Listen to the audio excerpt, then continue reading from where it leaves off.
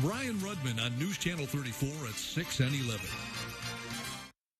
Now, Greater Binghamton's local news, the Storm Team forecast, and local sports from News Channel 34. Good evening, I'm Jim Emke. This is News Channel 34. Binghamton police have made a pair of arrests following a shooting that took place at 132 Main Street yesterday afternoon. At around 2:51, Binghamton police responded to the area of Main and Cedar Streets for multiple 911 reports of shots fired and people fleeing the area. An investigation revealed that there was a physical fight between multiple adults in front of the apartment building at 132 Main. Police then secured a search warrant and allegedly found cocaine, MDMA, drug packaging material, and several loaded magazines inside the building. A police canine found a loaded Glock 9mm handgun outside the home. 22-year-old Shaquan Johnson and 20-year-old Kieria Haggerty were both charged with multiple drug offenses, tampering with physical evidence, and endangering the welfare of a child. Johnson was also charged with criminal possession of a weapon and reckless endangerment. No one was injured in the shooting. A smoke shop in Endwell has been raided for allegedly selling untaxed cigarettes and marijuana. Last Friday, the Broome County Special Investigations Unit Task Force searched Smoker's Choice, also known as Main Street Market, on East Main Street. Police say they discovered 73 cartons of untaxed cigarettes and several pounds of marijuana candies and gummies that the store is not authorized to sell. Police arrested 26-year-old Hossam Algam and 23-year-old Connor Huddleston, both of Endicott, and charged them with tax fraud. New York State is taking steps to ensure that victims of human trafficking know how to find help. Governor Hochul recently signed a package of bills aimed at combating what many consider modern-day slavery. 4 of the bills were sponsored by Binghamton State Senator Leah Webb, who is the chair of the Senate's Women's Issues Committee. They would mandate that information about help for victims be posted in lactation rooms and high-volume transportation hubs, such as airports, bus terminals, and truck stops. The legislation also expanded the New York State Interagency Task Force on Human Trafficking and provided an additional $2.3 million to organizations providing services to victims and survivors.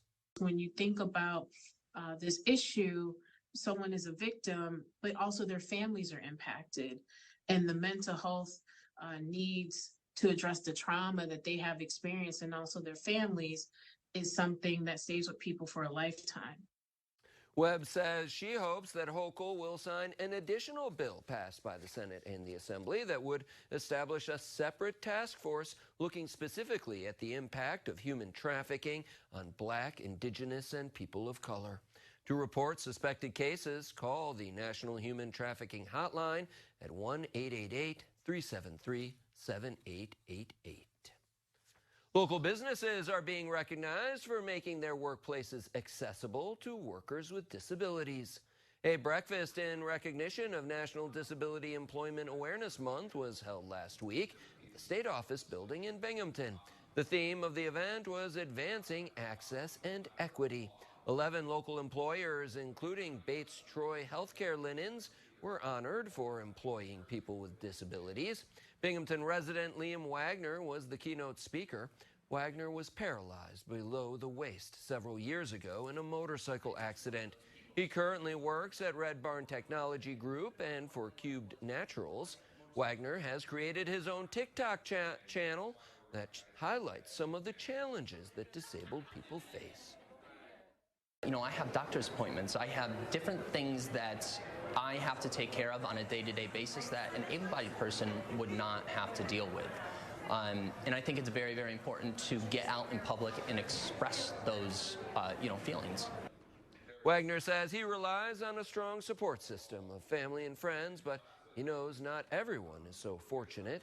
Other employers recognized were the Binghamton Country Club, Binghamton Black Bears, Broome Tioga Boces, Lords, Neighborhood Redemption Center, paper alternative solutions, Sodexo at SUNY Oneonta, Tioga Downs, Visions, and UHS Ideal Senior Living Center.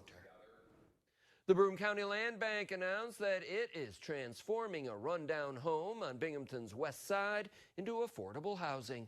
The land bank will soon begin work on 52 Beethoven Street, the first property to be rehabilitated since the city's $2 million investment in the land bank's affordable housing program. The $2 million in ARPA funding is intended to support construction costs for 10 to 12 single-family affordable homes through the year 2025. Executive Director Jessica Haas says the property is in the Bennett-Abel Tract, or I think we typically say Abel-Bennett Tract Historic District, and the construction will highlight the house's historical integrity. The land bank focused on maintaining, repairing, restoring our architectural items within this home, such as built-in cabinets, existing leaded glass windows, historical trim, things of that nature. Haas says the land bank will be receiving bids from contractors up until this Thursday at 2 p.m. Income qualified candidates will be able to apply to live in the renovated home some point next year. Those interested should call 778-6001. A BU professor who is spearheading local climate change response presented his ideas and discoveries to Binghamton Rotarians today.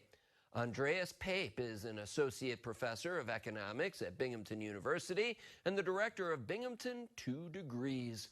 2 Degrees is a climate change initiative to highlight what Greater Binghamton will look like if temperatures increase by 2 degrees Celsius and what we can do to prepare.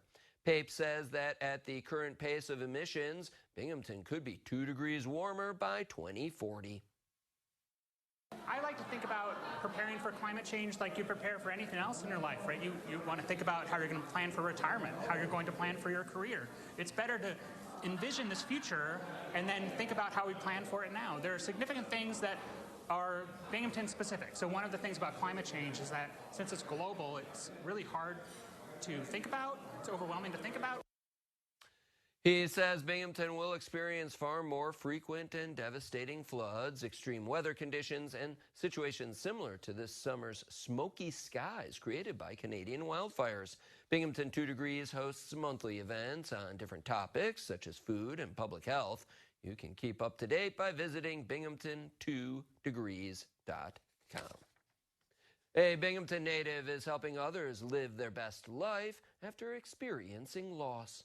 Susan Warner recently published her memoir, Never Say Never, Never Say Always. The book details her journey through grief, recovery, and moving forward.